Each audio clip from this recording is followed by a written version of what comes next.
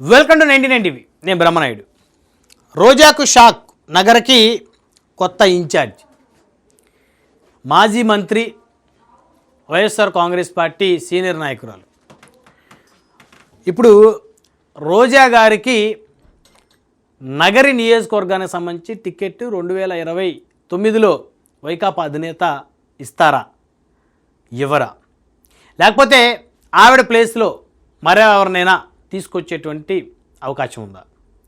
ఎందుకంటే గతంలో తెలుగుదేశం పార్టీలో తెలుగు మహిళా అధ్యక్షురాలుగా, ఆ తర్వాత తెలుగుదేశం పార్టీ నుంచి పోటీ చేసి ఓటమి చెంది 2014లో మొట్టమొదటిసారి రోజా గారు ఎమ్మెల్యేగా అసెంబ్లీలో అడుగుపెట్టారు.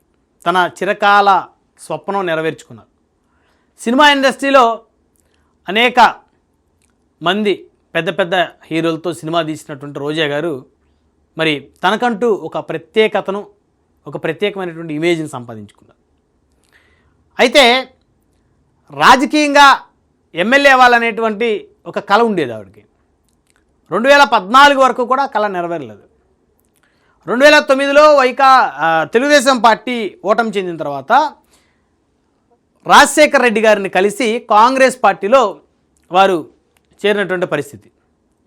కాకపోతే అనూహ్యంగా వైఎస్ఆర్ మరణం తర్వాత వైకాపా రావటం, జగన్మోహన్ రెడ్డి గారి సమక్షంలో వైఎస్ఆర్ కాంగ్రెస్ పార్టీలో రోజా గారు చేరటం, 2014 ఎన్నికల్లో మొట్టమొదటిసారి హేమీల్ని ఢీ కొట్టి ఆవిడ ఎమ్మెల్యేగా గెలిచి అసెంబ్లీలో అడుగుపెట్టారు.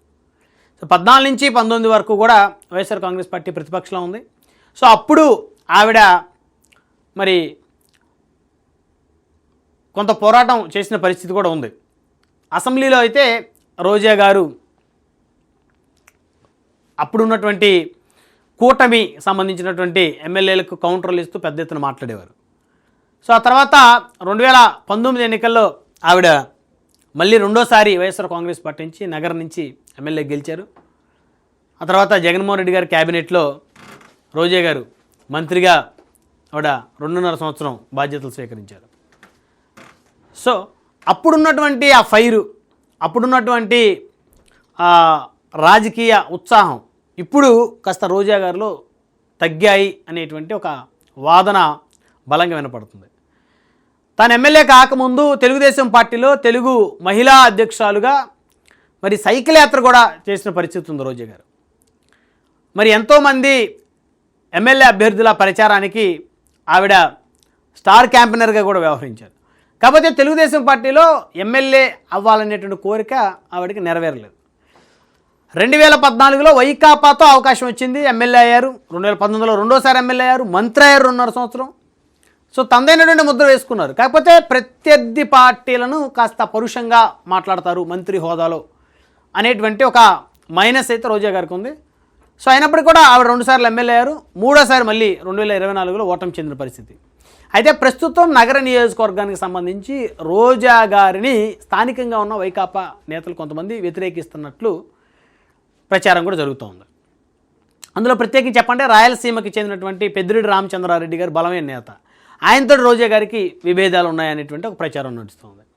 సో ఏదేమైనప్పటికీ కూడా అంటే సొంత పార్టీలోనే వ్యతిరేక వర్గం ఆవిడికి తయారైనట్టయితే స్పష్టంగా అర్థమవుతుంది. సో అలాంటి పరిస్థితుల్లో రోజా గారు మరి ఏ మేరకు నెగ్గుకు రాగలరు? అంటే జగన్మోహన్ రెడ్డి మళ్ళీ ఆయన ఏమన్నా కొత్త వారికి అవకాశం ఇవ్వాలని ఏమన్నా ప్రయత్నం చేస్తున్నారా? ఎందుకంటే రోజా గారిని కాదని వైకాపా మరొక అభ్యర్థికి ఇచ్చేటువంటి అవకాశం ఏ మేరకు ఉంటుంది?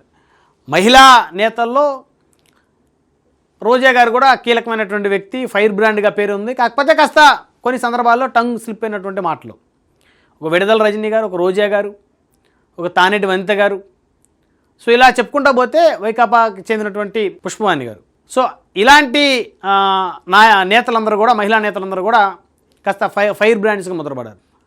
అయితే రోజా గారు స్టేట్ ఫేస్ అని చెప్పాలి, నియోజకవర్గానికే పరిమితం కాదు. ఆవిడ మంత్రిగా పనిచేశారు, సినీ గ్లామర్ ఉండటంతో ఆవిడ అంటే రాష్ట్ర రాజకీయాలకు సంబంధించి ఆవిడ ఏది మాట్లాడినా సో ఆ అంశాలని రాజకీయాలు ఫాలో అయ్యే వాళ్ళందరూ కూడా మరి వాటిని ఆవిడ మాట్లాడినటువంటి అంశాలను పరిగణలోకి తీసుకుంటారు, ఆ అంశాల మీద చర్చించుకుంటారు కూడా.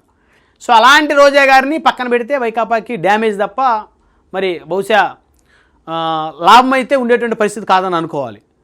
సో మరి ఇప్పుడు ఆవిడ కేవలం తన వ్యాపారాలకి పరిమితమయ్యారు అనేటువంటి ఒక వాదన బలంగా వినపడుతుంది.